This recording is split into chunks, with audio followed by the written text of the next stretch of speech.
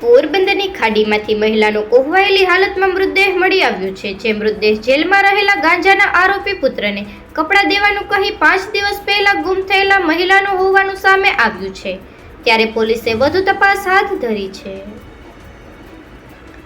પોરબંદરના જુબેલી પુલ નીચે ખાડીમાં કાદવ કીચડ વચ્ચે એક મહિલાનો કોહવાયેલી હાલતમાં મૃતદેહ હોવાની માહિતી મળતા ફાયર ઓફિસર રાજીવ ગોહેલની આગેવાનીમાં ફાયર ટીમ તુરંત દોડી ગઈ હતી અને 3 કલાકથી વધુની જહેમત બાદ કાદવ કીચડ ખૂંદીને મહિલાનો મૃતદેહ બહાર કાઢવામાં સફળતા મેળવી હતી।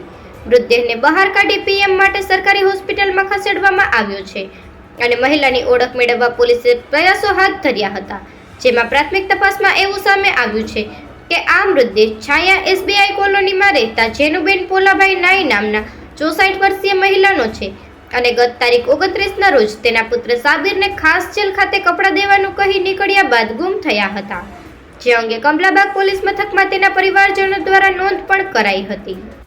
જેનુબેન કઈ રીતે ખાડીમાં પડી ગયા છે, આપઘાત છે કે અકસ્માત છે કે હત્યા છે તે સહિતની વિગતો માટે પોલીસે વધુ તપાસ હાથ ધરી છે। અહીં ઉલ્લેખનીય છે કે મૃતક જેનુબેનના રહેણાંક મકાનમાંથી તાજેતરમાં જ એસઓજી ટીમે દરોડો પાડી જેનુબેનના પુત્ર સાબિર સહિત 3 રેલવે એટેન્ડન્ટ શખ્સોને 1 કિલો ગાંજા સાથે ઝડપી લીધા હતા।